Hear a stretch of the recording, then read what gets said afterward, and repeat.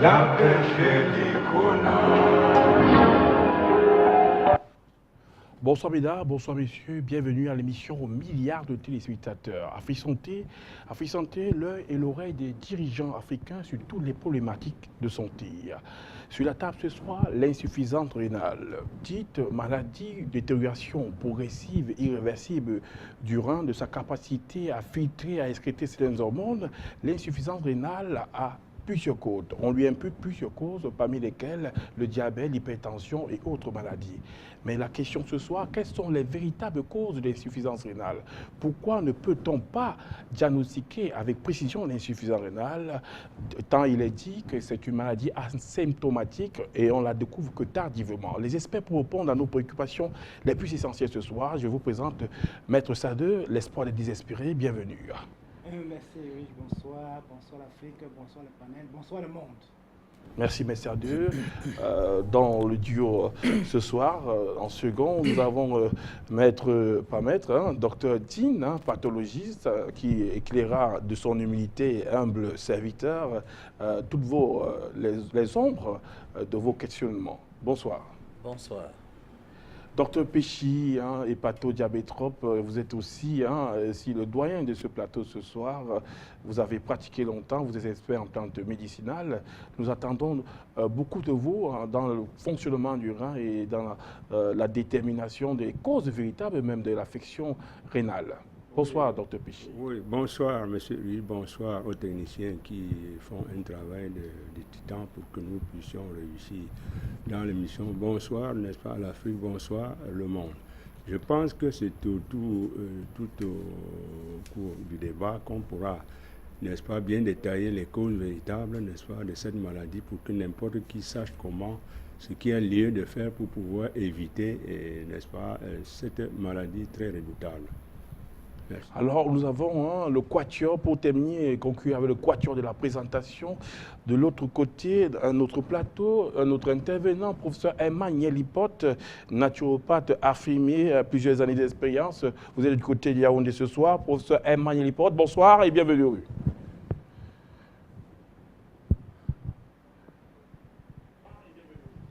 Bonsoir.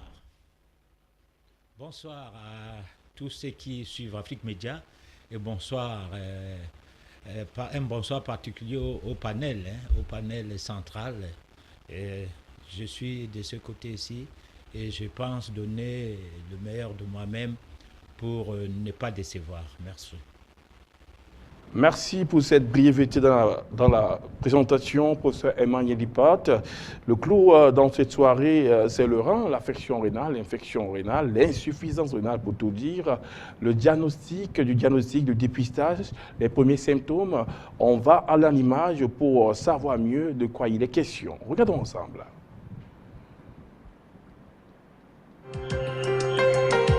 Mais quels sont les signes annonciateurs de cette affection ? C'est une question à laquelle il est en fait difficile de répondre parce que l'insuffisance rénale chronique est une maladie sournoise. La plupart du temps, au début, il n'y a pas de symptômes et en particulier pas de symptômes qui orientent vers les voies urinaires. C'est ainsi, par exemple, que quelqu'un qui a une insuffisance rénale va continuer à uriner de façon tout à fait normale. Deuxième élément, c'est que quand les symptômes arrivent, ce sont des symptômes très peu spécifiques. On est fatigué, pas en forme, là aussi, il n'y a rien qui oriente vers la cause du trouble qui est une insuffisance rénale, si on ne la recherche pas. Il peut y avoir des symptômes plus sévères quand l'insuffisance rénale progresse encore et qu'on arrive au stade juste avant le début de la dialyse. Et on va avoir un manque d'appétit, des nausées, des vomissements, des crampes, de l'essoufflement, éventuellement un prurite, c'est-à-dire un chatouillement tout à fait féroce et rebelle. Ces symptômes-là sont beaucoup trop tardifs pour qu'on puisse se fier à eux pour faire le diagnostic d'insuffisance rénale. En évoquant ces signes à votre médecin, celui-ci devra réaliser des examens sanguins, urinaires ou radiologiques, afin d'établir un diagnostic précis de l'insuffisance rénale. Pour ce diagnostic, votre médecin s'en remettra probablement à un spécialiste du rein, un néphrologue. Pourquoi réaliser un examen sanguin ? Comme nous l'avons vu, en cas de défaillance de nos reins, la présence de déchets issus de nos muscles tels que la créatinine augmente. D'autres déchets tels que l'urée s'y concentrent également. Votre médecin mentionnera peut-être aussi le terme clairance de créatinine. On mesure dans ce cas la quantité de créatinine restant dans le sang par rapport à la quantité éliminée dans l'urine, ceci en l'espace d'1 minute. Grâce à ces examens, il est possible de poser un diagnostic précis d'insuffisance rénale. La prise de sang permet aussi de déceler la teneur, ou plutôt la déficience éventuelle, en globules rouges, appelée anémie, ainsi que nos taux de lipides ou de graisse dans le sang. Un facteur très important pour prévenir le risque d'apparition de maladies cardiovasculaires. Si l'on soupçonne une déficience de vos reins, vos urines seront naturellement évaluées, soit pour y déceler leur teneur en déchets, en protéines ou en sel. Ceci en réalisant l'examen des urines de 24 heures. On peut aussi envisager des examens complémentaires en ayant recours à l'imagerie médicale, telle que le CT scan ou l'échographie pour évaluer la taille de vos reins. La biopsie, qui consiste à prélever un petit échantillon de nos reins, peut être pratiquée pour tenter d'identifier la cause exacte de l'affection rénale qui se développe. Alors, docteur Di, c'est une présentation, on est dans la priorité, mais dans l'essentiel, l'essence même aujourd'hui. Là, c'est un secret pour personne. L'insuffisance rénale aujourd'hui tarde toujours à être totalement guérie. On sait généralement que c'est une maladie dont le traitement est à vie, donc le traitement reste vraiment approximatif. Mais de par déjà son diagnostic, que peut-on constater si on sait que si une maladie est mal soignée, c'est qu'au départ, elle était mal diagnostiquée? Bonsoir encore une fois. Nous venons de voir tous là que le diagnostic de l'insuffisance rénale est l'histoire de chercher une aiguille dans un gros sac de riz. Alors là, c'est du travail. Bon, mais en réalité, ils n'ont pas compris. Ce sont des balbutiements. Quand nous avions cours de clinique avant, on nous disait que si tu bois 1 litre d'eau et tu ne peux pas uriner demi-litre, tu as un problème de rein.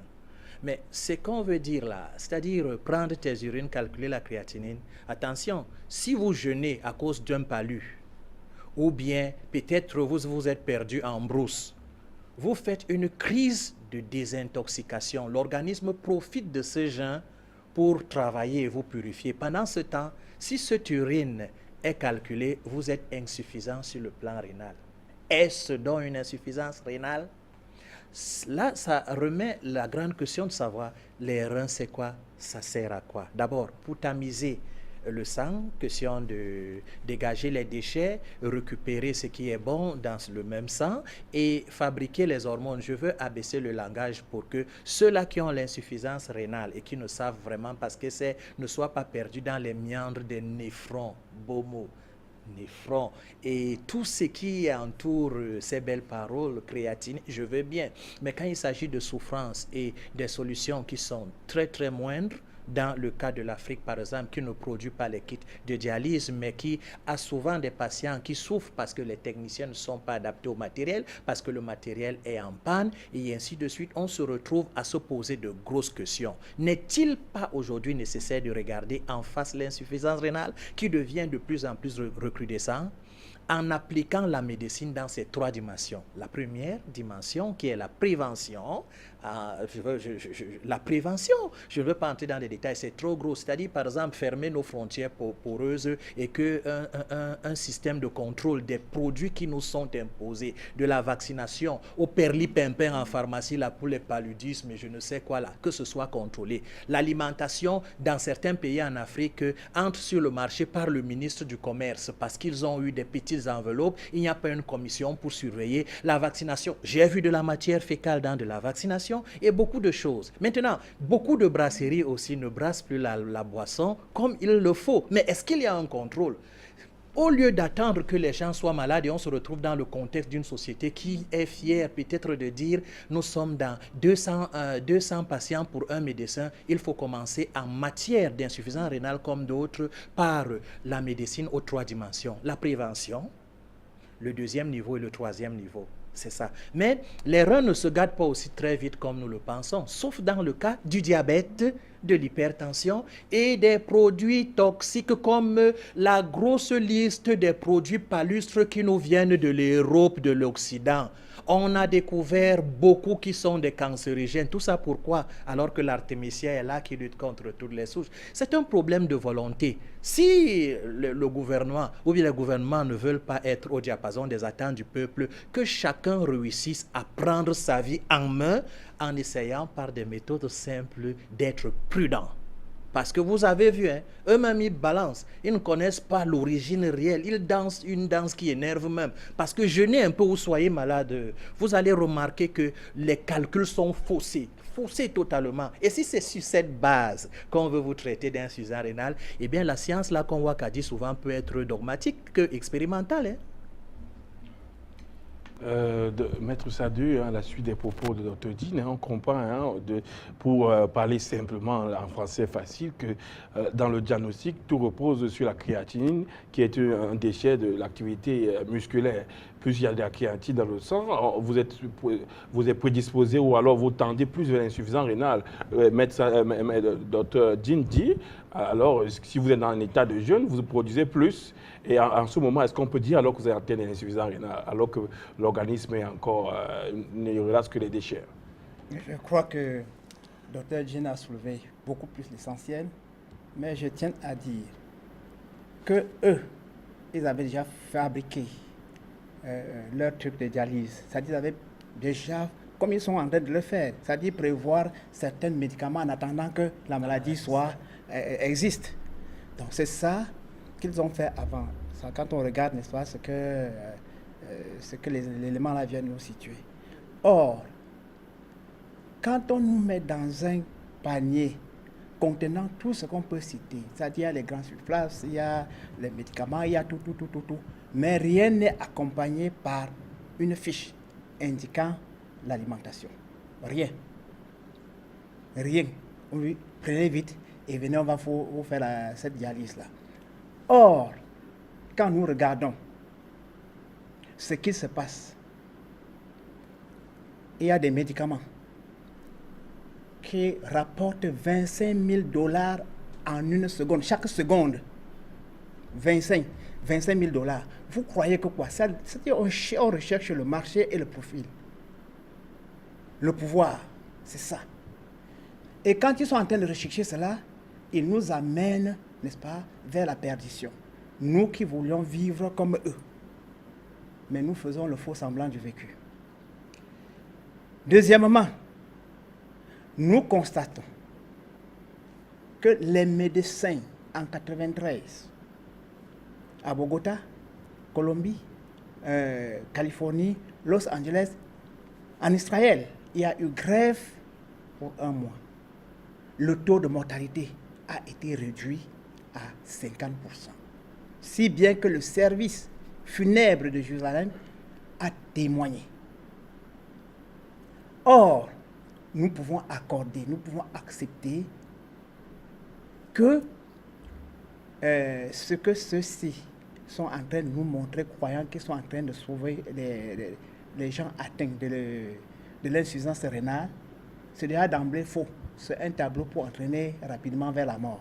Parce que toutes personnes qui font dialyse vont finir toujours par mourir de la dialyse.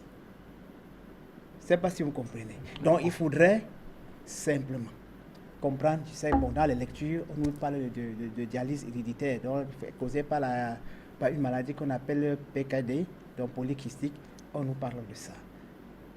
Or, quand on avance, on constate que les multinationales, et vous avez vu, nous avons entendu, en Afrique du Sud, quand il y a eu l'avènement du sida, l'Afrique du Sud a voulu fabriquer de manière, en fait, chez eux, à leur manière, pour pouvoir sauver la population.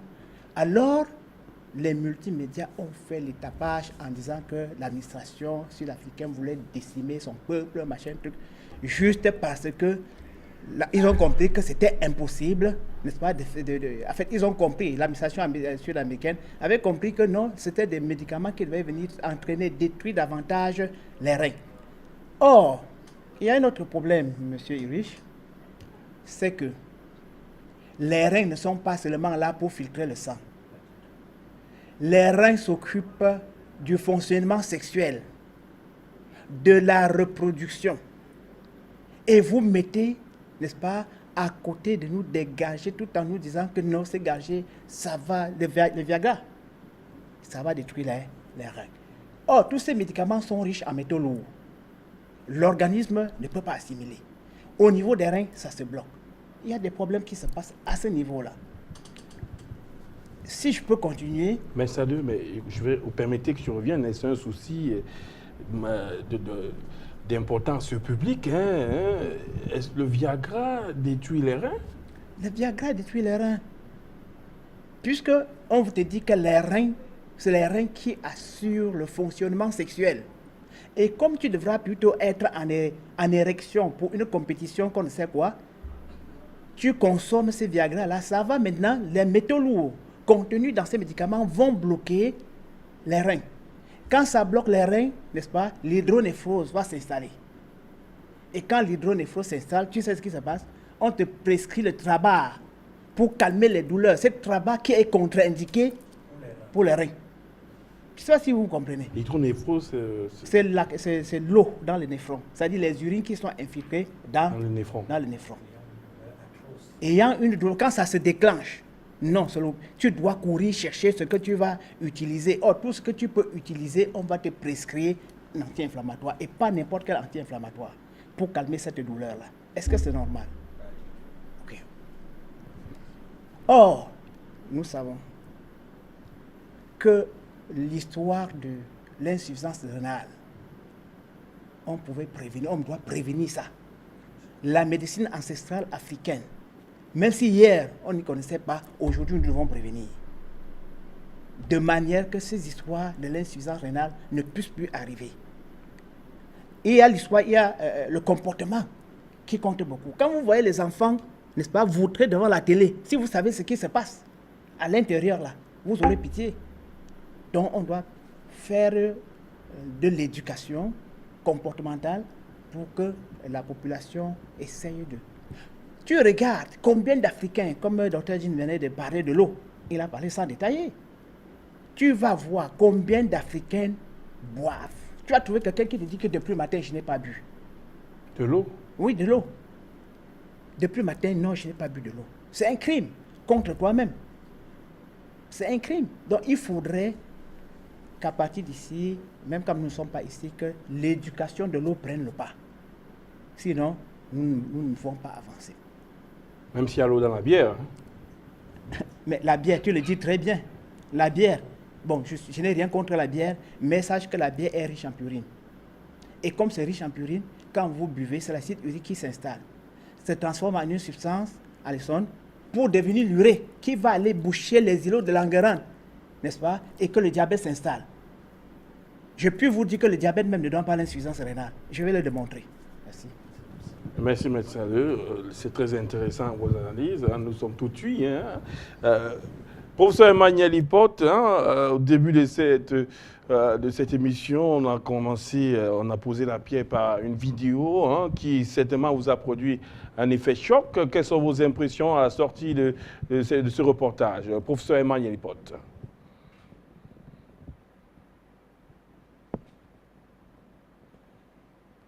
Mes impressions, c'est les mêmes. Vous savez que toutes les maladies, du moins 80, disons 70% de maladies en médecine officielle sont asymptomatiques. Ce n'est pas les reins qui ne devraient pas l'être. Simplement parce qu'on camoufle quelque chose.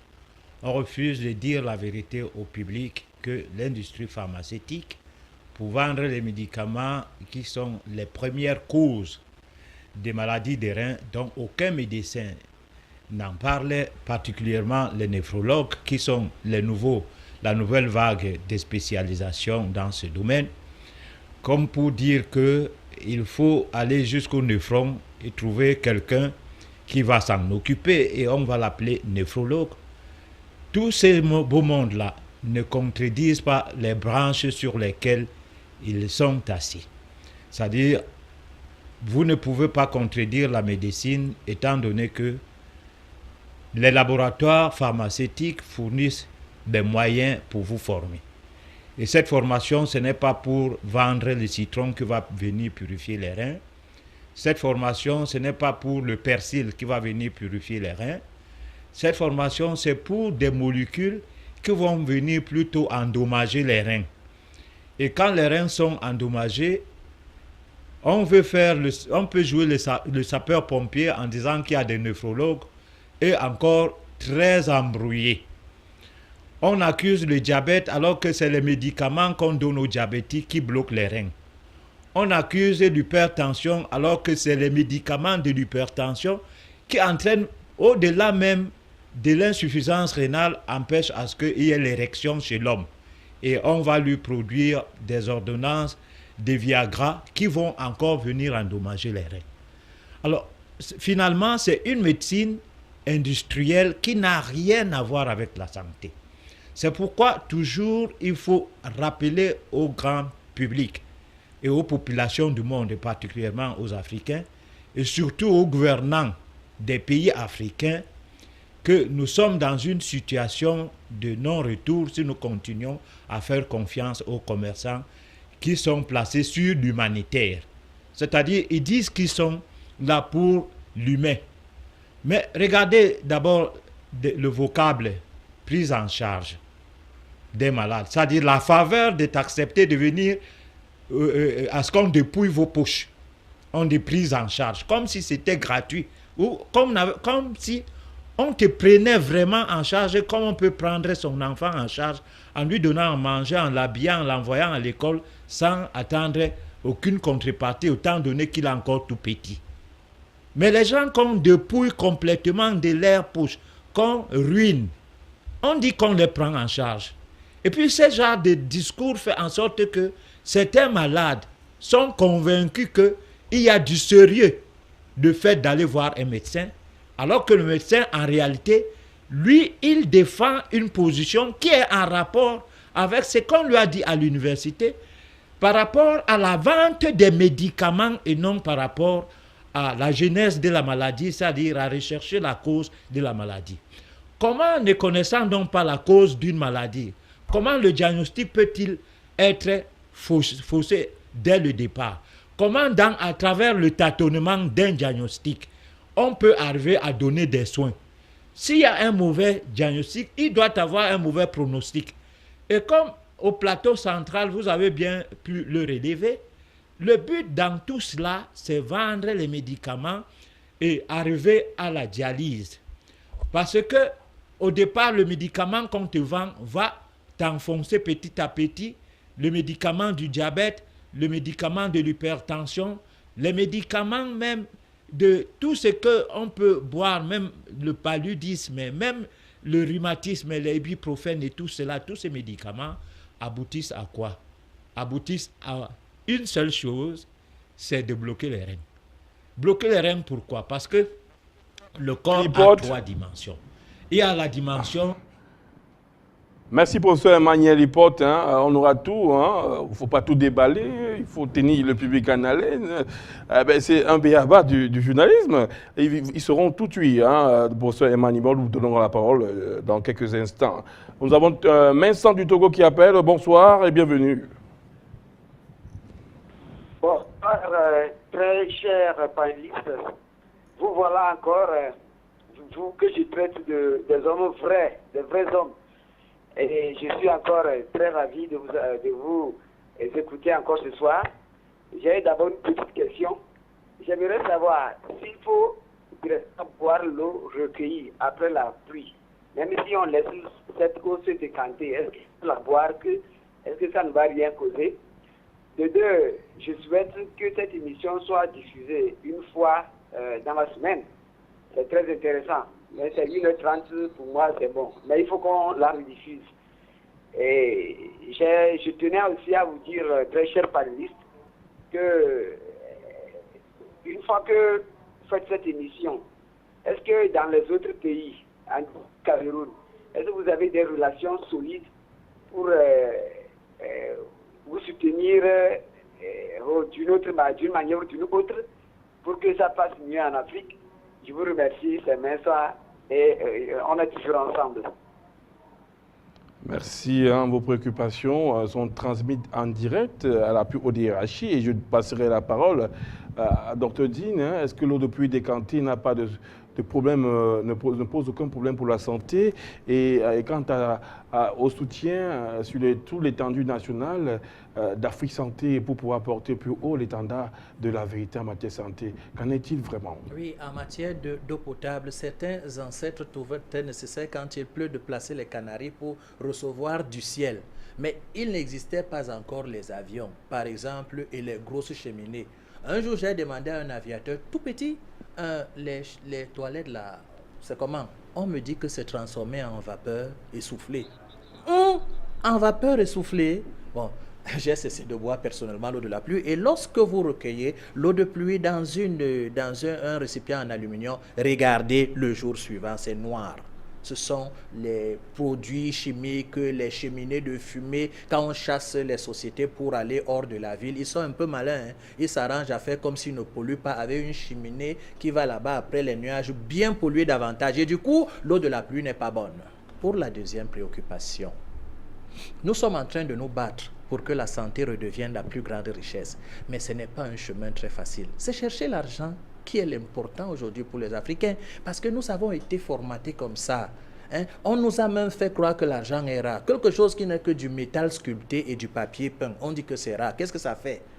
On est à la recherche parce que c'est rare. Et il ne faut pas s'amuser avec ce qui est rare. Et de toute façon, quand tu tombes même dessus, tu emmagasines. Et du coup, qu'est-ce que tu fais?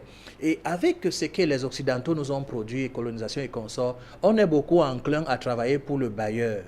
La société d'électricité, la société d'eau. On ne peut pas aller plus loin. Et du coup, lorsque vous parlez de santé, de prévention, des grands projets de santé, c'est une qualité de prêche dans le désert que un certain Jean-Baptiste faisait.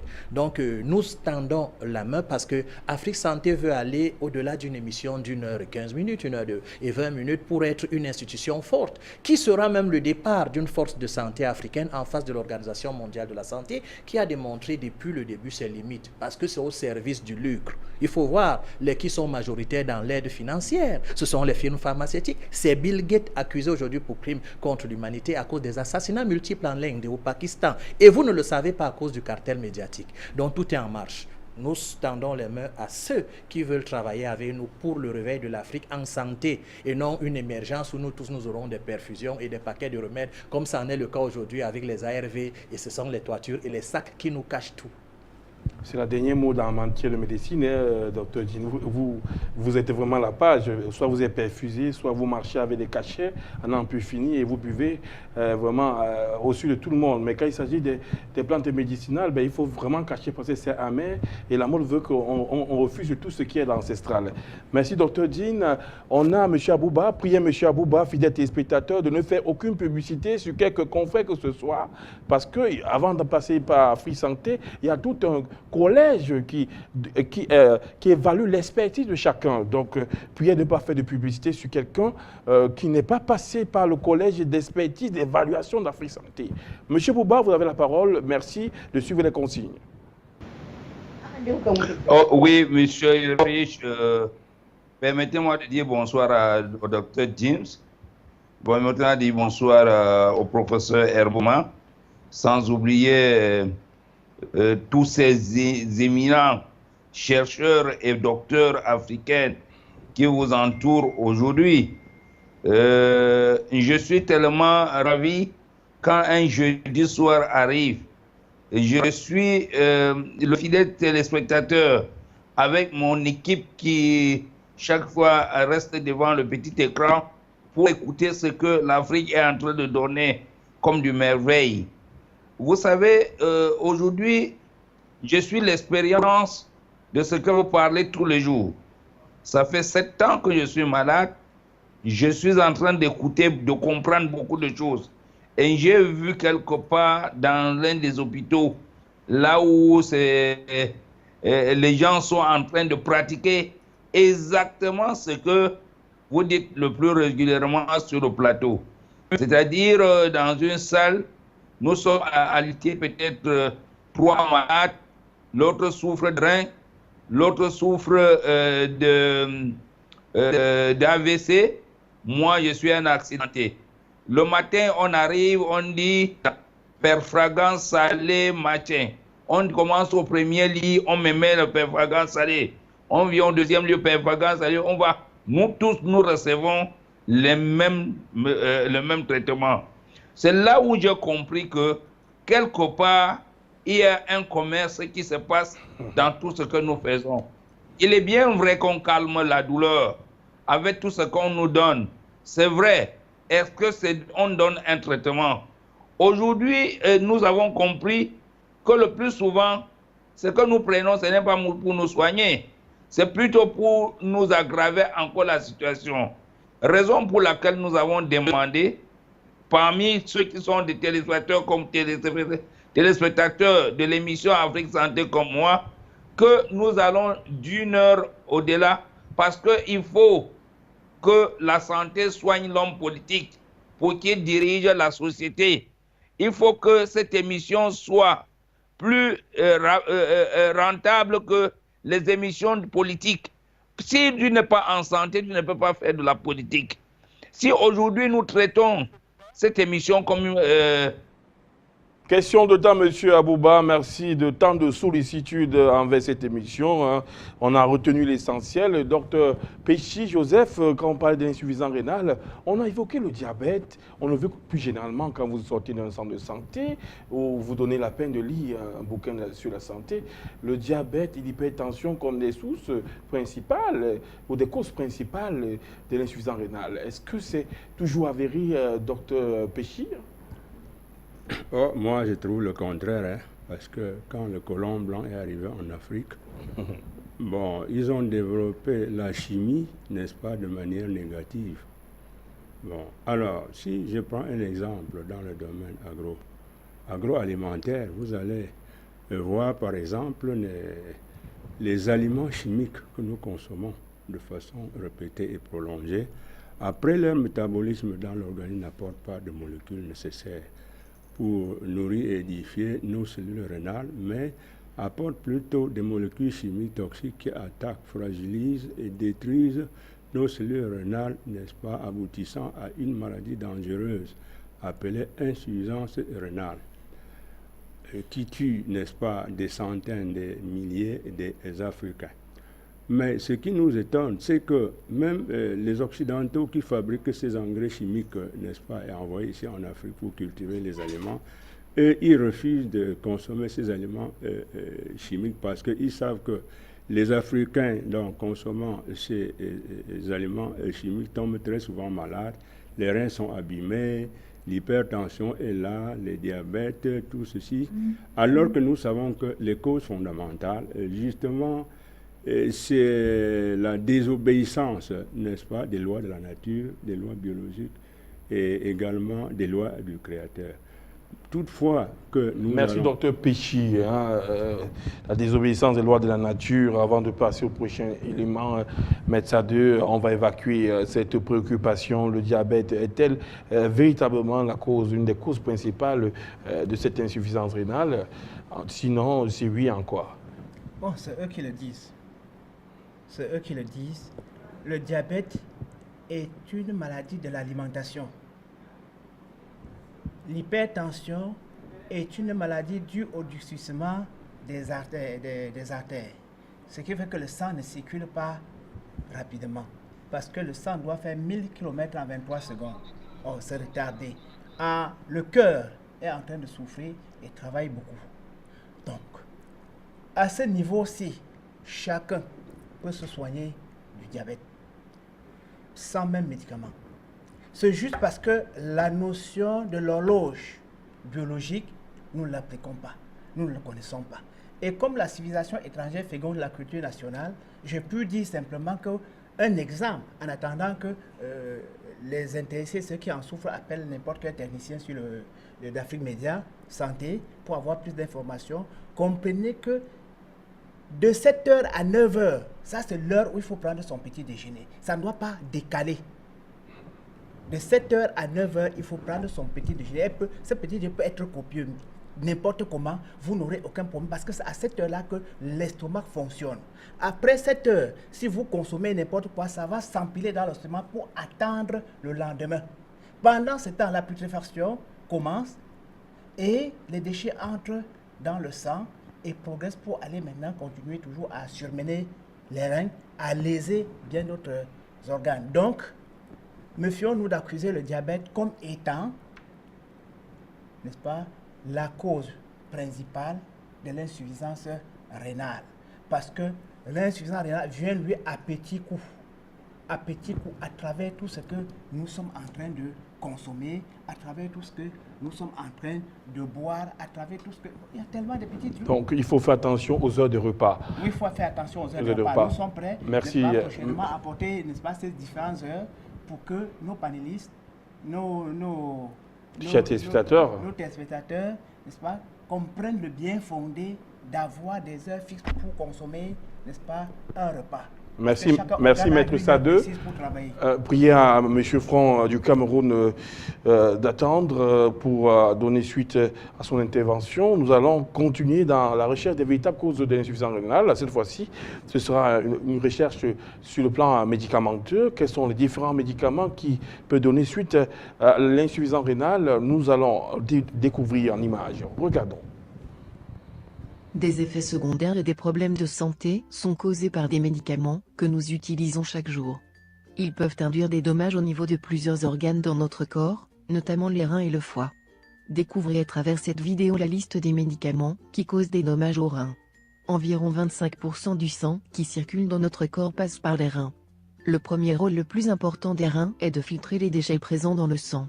Les glomérules, qui se trouvent dans la partie externe du rein, sont les cellules responsables de la filtration du sang et de l'extraction des déchets. Ces petites unités sont les plus exposées aux fortes concentrations de médicaments. Ainsi, un grand nombre de médicaments peut causer de graves dommages aux reins. Médicaments et reins, restez prudents. Plusieurs médicaments et plantes médicinales ont le potentiel de nuire aux reins. Cette toxicité peut conduire à une modification du fonctionnement des deux reins. Voici une liste de médicaments qui causent de graves problèmes rénaux. 1. Les analgésiques. Ces médicaments sont utilisés dans le traitement de la douleur. Ils peuvent être pris par voie orale, voie intraveineuse, sous-cutanée, intramusculaire et transdermique.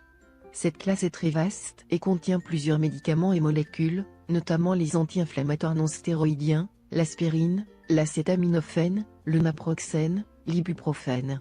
La prise temporaire de ces médicaments peut provoquer une légère diminution de la fonction rénale, qui disparaît dès l'arrêt du traitement. Mais pour les patients qui suivent un traitement prolongé, ils risquent une importante dégradation de la fonction rénale.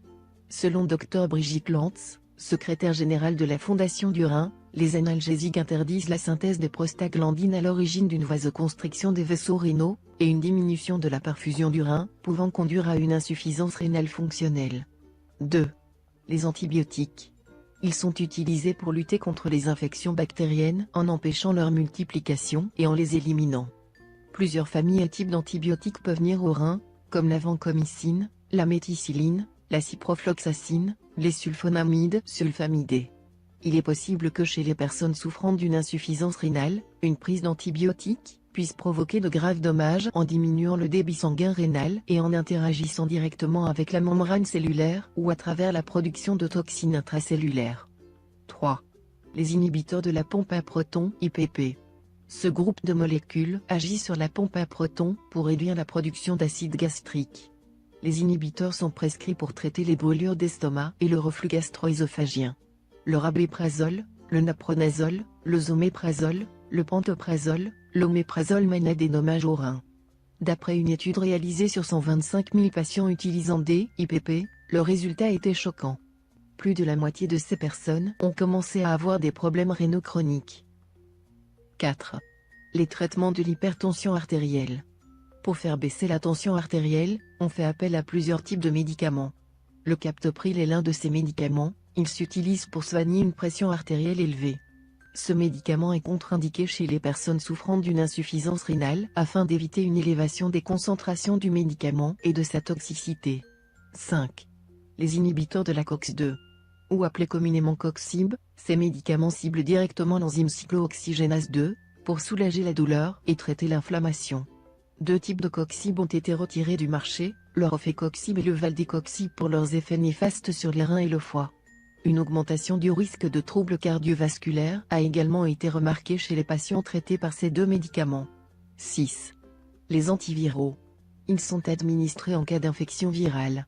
Les antiviraux sont une méthode très efficace pour la lutte contre les virus, mais certains médicaments et molécules peuvent être très dangereux pour nos reins, comme la cyclovir, l'indinavir ou encore le tenofovir. 7. Les traitements contre la polyarthrite rhumatoïde. Pour le soulagement et le contrôle de la polyarthrite rhumatoïde, des médicaments comme la chloroquine, l'hydrochloroquine et l'infliximab peuvent être prescrits. Malheureusement, ces 3 médicaments peuvent provoquer des dommages au niveau des reins à cause de leur accumulation dans le corps. 8. Les anticonvulsivants. Ils sont utilisés dans la prévention et le traitement de l'épilepsie et des différentes formes de convulsions. Il existe un grand nombre de types d'anticonvulsivants qui sont susceptibles de causer des lésions rénales critiques, notamment la triméthadione et le phénitoïne. 9. La chimio. Alors, docteur Jean, tous ces médicaments, ça crée plus d'affolement, je voulais dire, de panique chez le consommateur ou chez l'utilisateur lambda. On a carrément cité toute une liste. On se demande si après, je me mets à la place du téléspectateur, si après la sortie, il pourrait, après l'émission, la sortie de l'émission, il pourrait encore boire quelques comprimés que ce soit. Tous les comprimés sont donc toxiques. Correctement beau dans ce documentaire. Ça, c'est ce que je pense. Parce qu'on n'a pas parlé, on n'a pas cité les antipaludéens, beaucoup de des médicaments contre le palud qui nous bloquent les reins. Tout simplement aussi parce que quand même, c'est ça qui donne l'argent aux firmes pharmaceutiques.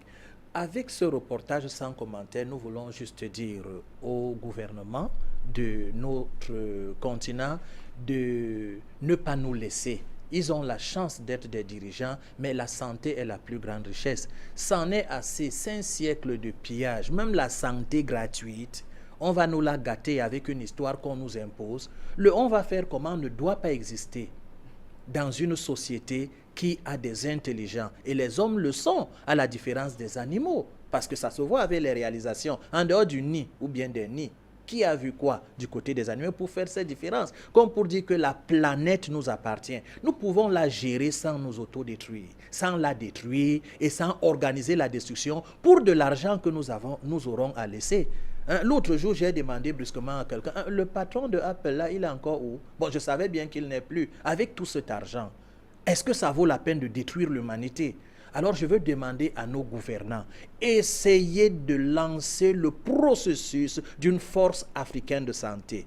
Et là-dessus, si le président Robert Mugabe nous suit, à l'Union africaine pendant que les journées spéciales, on peut parler de ça. Tout ce qui nous est imposé, c'est à revoir.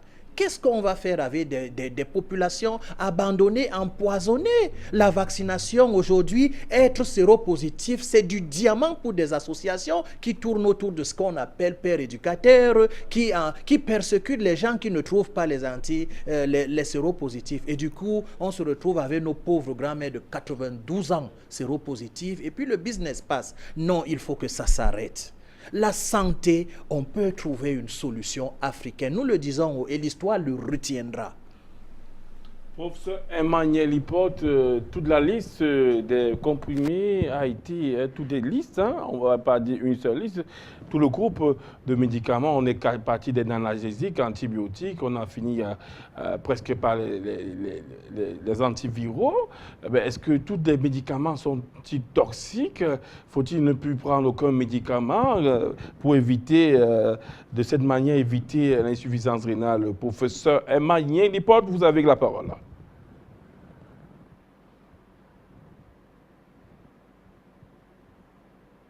Nous sommes le produit de la France. La France est le premier pays, du moins au monde, qui consomme le plus de médicaments. C'est normal que les pays africains qui ont été colonisés ou alors qui ont été sous tutelle de la France, le cas du Cameroun, du Togo et autres, que nous soyons des grands consommateurs de médicaments et que sans le médicament, nous ne puissions avoir de la garantie sur nos douleurs, même si notre santé n'est pas concernée par le médicament. C'est bien normal parce qu'en France, le pays du médicament, aucune garantie de la santé. Sinon, à boire des médicaments pendant des décennies, tout le monde devrait être en santé si les médicaments donnaient la santé. Alors, si aujourd'hui, nous venons à cette antenne et donner preuve que le médicament est l'élément principal qui détruit même la santé, pendant qu'on comptait sur le médicament. Et parce que antalgique, donc ça va calmer les douleurs, sédatifs et tout, parce que c'est des morphines, ça va jouer sur des douleurs, des cancers, etc. Simplement parce que le médicament, pour répondre à votre question, détruit l'organisme tout en anesthésiant celui-ci vis-à-vis de la douleur. C'est pour cette raison qu'on ne peut pas ne pas utiliser les médicaments. Parce qu'au moment où nous parlons là, c'est des millions et des millions de personnes qui sont en train de consommer leurs médicaments. Et pour relever à ce que disait Maître Sadé tout à l'heure, manger entre 7h et 9h, c'est question de choisir quoi manger parce qu'à cette période-là, toutes les cellules ne sont pas encore réveillées. Donc, il faut plutôt manger des produits vivriers et surtout des produits des fruits, pas des spaghettis, pas des produits de l'industrie alimentaire, des agroalimentaires et tout, parce que sinon, il y aura un problème que nous ne précisions pas cela. Bon, pour les gouvernants, je crois que Dr Jean a suffisamment fait l'appel des balles. Un intervenant, M. Franck, qui appelle depuis Cameroun. Bonsoir. Bonsoir. Je vous salue tous sur le plateau. J'ai eu la grâce de vous joindre à cette soirée. Ça fait des années que je vous suis. Et votre émission, je suis profondément intéressé et vous éclairez vraiment les Africains. Bon, en ce qui concerne les produits naturels et la médecine conventionnelle, nous pouvons dire que, conformément à la parole de Dieu, qui déclare dans Apocalypse 22:2 et dans Ézéchiel 47, verset 12, que les feuilles des arbres fruitiers nous servent de remède et les fruits de nourriture. Alors, ce que nous constatons aujourd'hui, ce n'est pas ça que la parole de Dieu a dit. Aujourd'hui, lorsque nous voyons... Lui, il se plaint. Un autre appelant à bout d'Angleterre.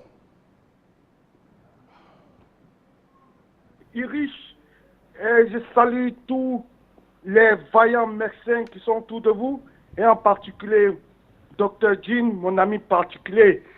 Irish, votre émission est la meilleure émission du monde. Et grâce à mon témoignage sur cette émission, moi, la médecine que j'appelle médecine artificielle, celle européenne, m'avait diagnostiqué avec un syndrome des intestins irritables. 12 ans, hein, avec des médicaments bizarres, c'était devenu chronique. Mais en suivant votre émission seulement, sans utiliser un médicament quel que soit, mais les conseils seulement, je vous dis que je suis en parfaite forme. Je suis guéri, je suis propre. Donc, c'est pourquoi que j'appelle encore une fois de plus M. Justin Tagou, que j'appelle le roi. Parce que maintenant, comme les Français nous l'ont montré, nous sommes à l'ère des ultimatums, je lui lance un ultimatum. Il faudrait que le minimum de cette émission soit 3 heures. Sinon, je serai le premier à boycotter Afrique Média. Je serai au premier rang des boycotts. Cette émission, c'est l'émission primordiale de santé. Sans santé, moi, ma force actuellement vient de cette émission. 12 ans que les Européens m'ont trafiqué. Vous savez, ici, je paye les impôts, donc j'ai droit aux médicaments gratuits. Maintenant, qu'est-ce que je fais? Quand je m'en prendre mes médicaments gratuits, je les jette. Dès que je suis à la maison, je les jette dans les toilettes en disant que le sort que j'ai réservé à ces médicaments que je vais les jeter dans les toilettes, que ceux qui ont créé ces médicaments-là, le même sort aussi, qu'ils aillent tous dans les toilettes et je flash les toilettes. Vous comprenez? Merci, M. Abou. Merci, M. Abou. Hein, l'essentiel a été dit sur le traitement que vous réservez aux médicaments. Docteur Péchi, nous parlons toujours de ces médicaments des analgésiques, des antirétroviraux. Quelle est votre impression sur la consommation médicamenteuse? Bon, disons déjà que selon, n'est-ce pas, la philosophie des grandes firmes pharmaceutiques et de leur patron qui est l'OMS, les médicaments fabriqués dans des grands laboratoires chimiques de synthèse doivent plutôt calmer les symptômes et non éradiquer les causes. Bon, cependant, nous savons que nos cellules de l'organisme n'acceptent pas des molécules chimiques. Ce qui fait que, d'ailleurs, à savoir que la médecine naturelle est celle d'abord que Dieu a prévue pour nous. Parce que c'est une médecine douce qui, justement, résout les problèmes de santé. Et je ne vois même pas pourquoi, vraiment, cette médecine artificielle que les Occidentaux nous apportent, je ne vois pas sa valeur. Sinon, géographiquement parlant, chaque zone géographique a des plantes médicinales pour se soigner suffisamment. Et quand vous regardez une maman qui tourne derrière sa maison, elle résout son problème de maladie pour elle-même ou bien pour celle de ses enfants. Donc il est hors de question de trop traîner sur les médicaments, les antalgiques qui nous présentent. C'est une perte de temps. Merci, Dr Pesci. Il y a encore une autre préoccupation ici, c'est de savoir si les ARV, les antirétroviraux, peuvent aussi être à la base de l'insuffisance rénale. On va aller d'abord en image pour écouter le démenti de Luc Montagnier, ce qu'il faut faire pour gonfler ou booster le système immunitaire et son démenti particulier sur l'histoire du sida. Regardons ensemble.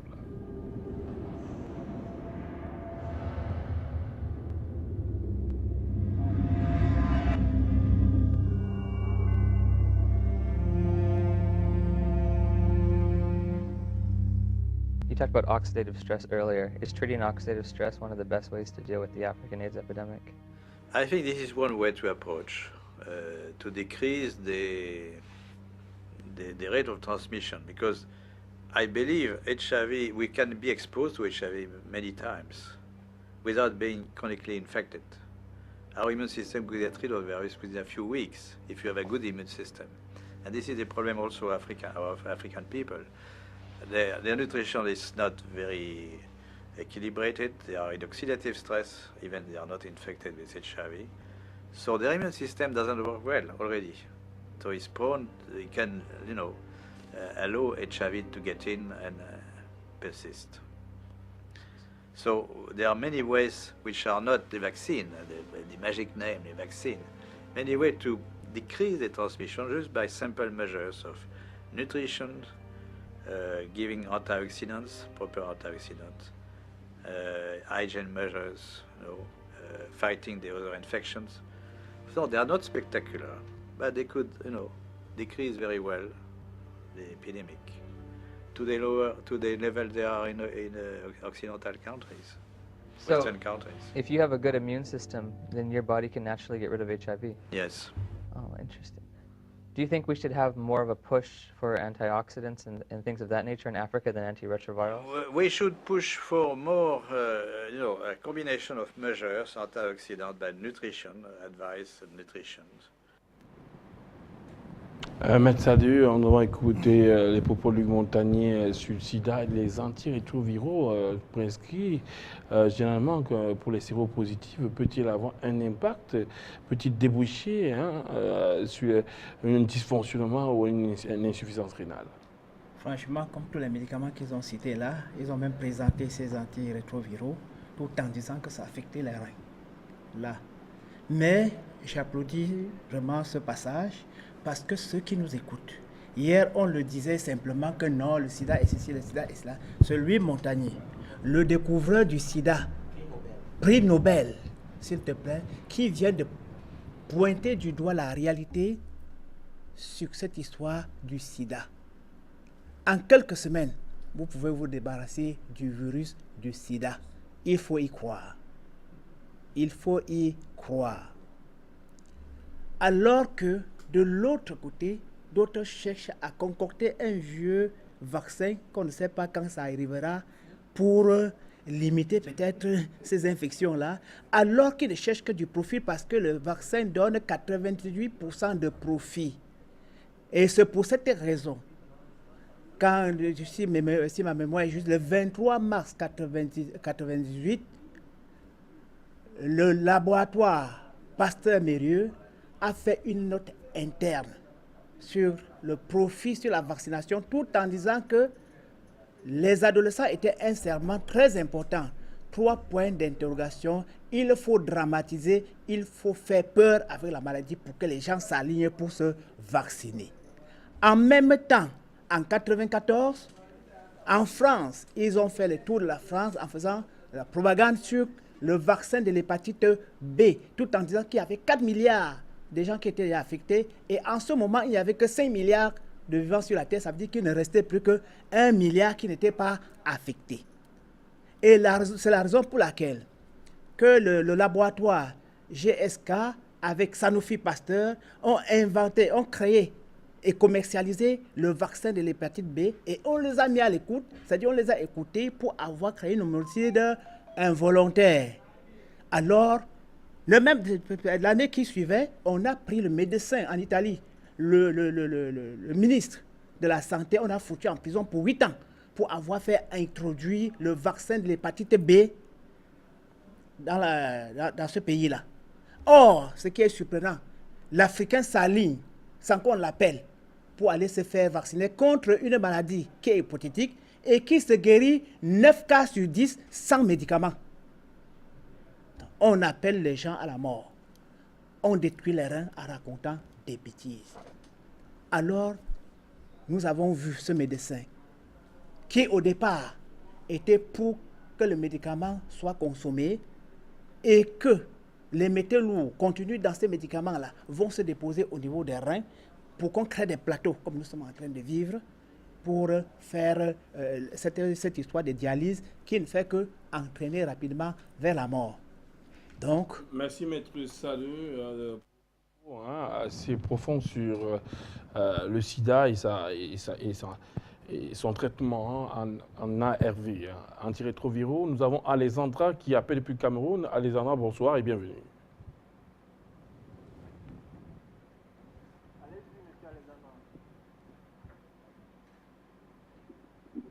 Oui, je rappelle.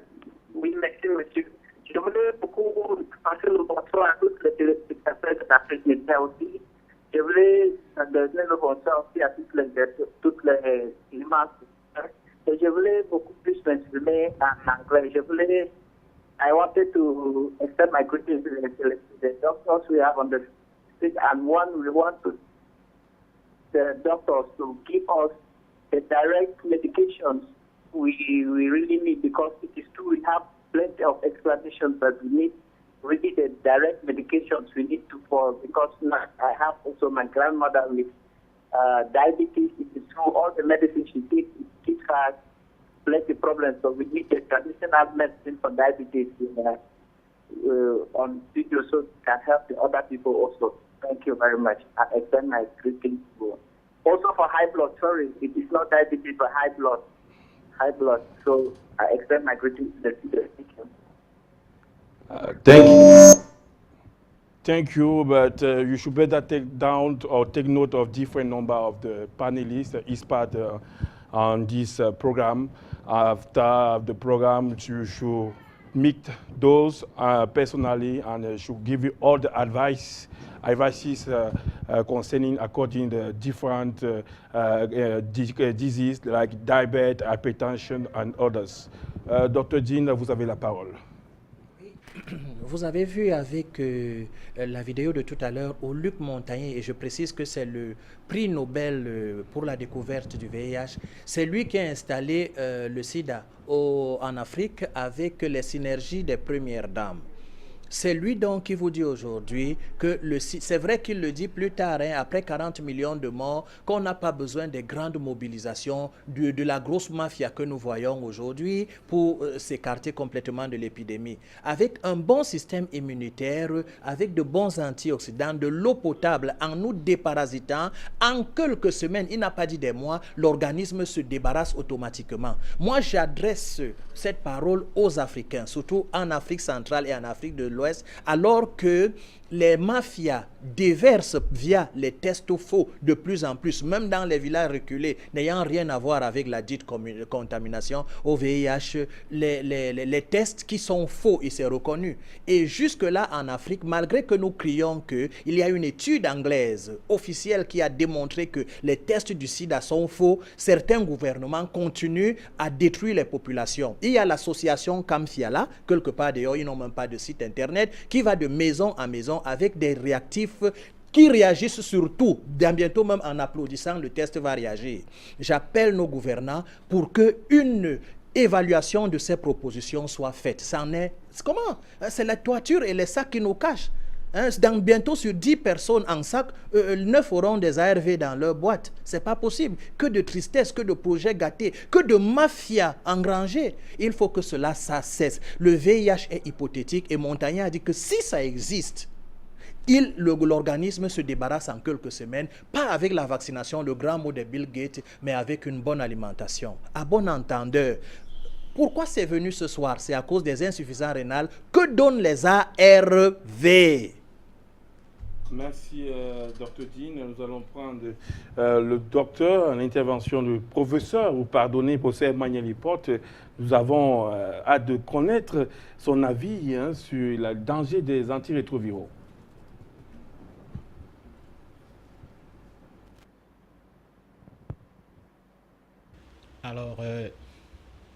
Alors, les antirétroviraux, c'est reconnu comme des produits toxiques. D'abord, il faut dire une chose.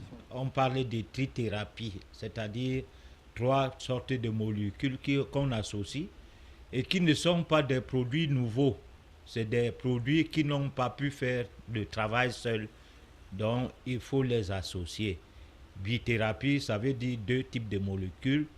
Trithérapie veut dire 3 types de molécules, mais c'est des produits toxiques. C'est pour ça qu'on exige de faire des examens chaque fois, tous les 3 mois, au moins une fois tous les 3 mois, je vais dire, pour voir le degré de toxicité de ce produit. Déjà dans l'ensemble de l'organisme et particulièrement au niveau des filtres que sont les reins. C'est que officiellement c'est reconnu. Ce n'est pas pour rien qu'on insiste qu'on fasse des examens. Et là, si Montagnier s'est rebuffé parce qu'il est entré maintenant avec tout l'argent qu'il a amassé de par le monde et à travers des États, rentrer dans les recherches de la mémoire de l'eau, dit-il actuellement, et tournant le dos au sida ou voulant tourner le dos au sida, parce qu'il sait qu'on est en train d'inventer d'autres maladies. Et lui, il a déjà gagné sa part de gâteau, il laisse le soin à d'autres de gagner leur part. L'hépatite est parmi ces maladies, du moins les nouvelles maladies, les plus récentes. Et il y en a d'autres qui sont en voie. Nous les découvrons d'ici très peu du temps. C'est ce que moi je peux donner comme réaction par rapport à l'élément. Voilà. Merci, professeur Emmanuel Lipotte, pour votre expertise, même dans la gestion du temps et dans l'efficacité du temps de parole. Docteur Péchi, toujours les ARV, je tombe un peu dernier, vous comprendrez mon état, dit que les ARV, beaucoup ne s'apprêtaient pas à attendre. Vous prenez un médicament pour soigner un mal et vous en sortir avec un autre mal. C'est une ristourne ou alors c'est du bonus dans la médication, Dr Péchi. Ça, c'est toujours les philosophies capitalistes que les Occidentaux, depuis qu'ils sont arrivés ici, ils nous ont trouvés avec une médecine saine. Bon, maintenant, comme ils ont cru que les Noirs africains n'ont pas de conscience, parce qu'ils nous appellent des singes-géants. Alors, c'est ainsi que, bon, ils font, n'est-ce pas, pour créer les maladies, et à chaque fois, n'est-ce pas, ils inventent d'autres maladies pour nous dessoucher les poches, et finalement, ils sont toujours économiquement mieux nantis et ils vont étendre leur domination sur le continent africain et le coloniser. Et sinon, bon, je dirais que maintenant, nous, n'est-ce pas, dans la médecine que Dieu a prévue pour nous. Merci, docteur Pesci. Docteur Jean, sur ce que le sida est, en mangeant, comment booster son système immunitaire, afin d'entretenir, de préserver mieux ses reins et d'entretenir, de ne pas en arriver peut-être au VIH, ou alors si on est au VIH, comment booster son système immunitaire, parce qu'on a dit que la nutrition reste l'élément phare, le premier médicament contre l'insuffisance rénale et aussi contre le sida. Première chose, Ulrich, le maître ça de tout à l'heure l'a révélé tout à l'heure, les gens ne boivent plus l'eau, ils ont remplacé l'eau avec les pubs et les produits des pubs, les théos, les cafés, les bières, les vins. L'eau reste l'eau, quel que soit ce que le monde voudrait nous imposer. Secondo, et j'insiste là-dessus, il est urgent de manger ce qu'on connaît.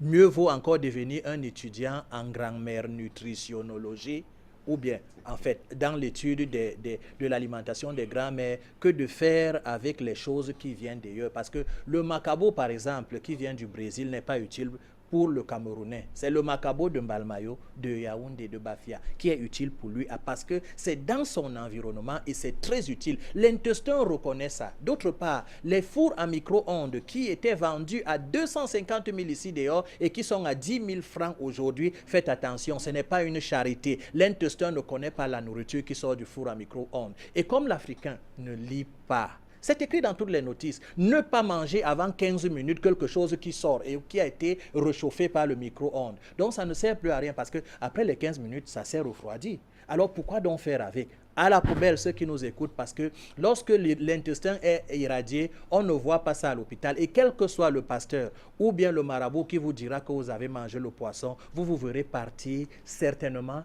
et sûrement.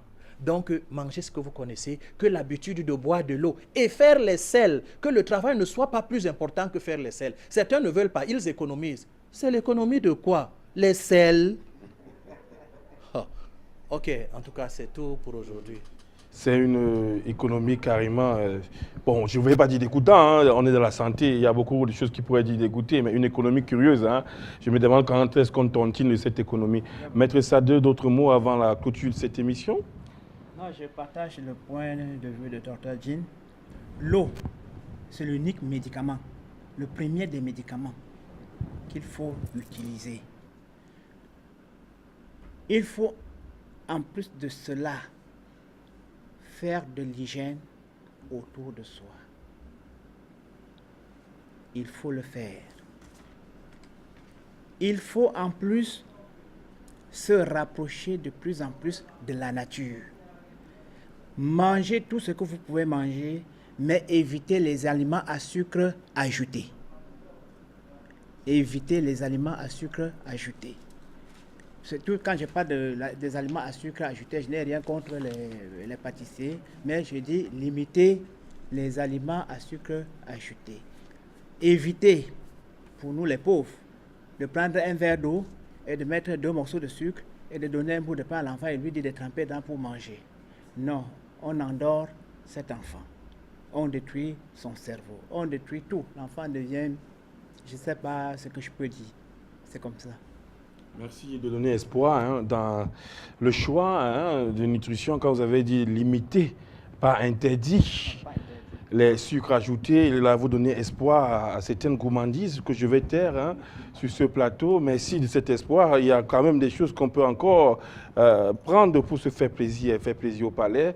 Sur les véritables causes d'insuffisance rénale, vous en avez assez suivi ce plateau, de par l'intervention de nos experts et aussi la participation de nos téléspectateurs, milliards qui sont. Merci Dr Pesci, merci Dr Jeans, merci Maître Sade, merci professeur Emmanuel Lipote pour votre fidélité et votre abnégation, dévouement à faire monter cette émission le plus haut possible, de manière à faire entendre et provoquer un agissement de ces dirigeants africains, une nation.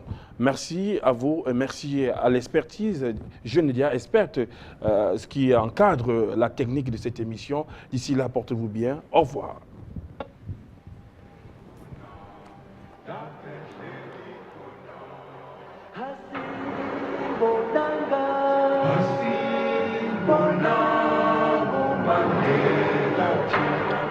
La paix, la paix chez corona.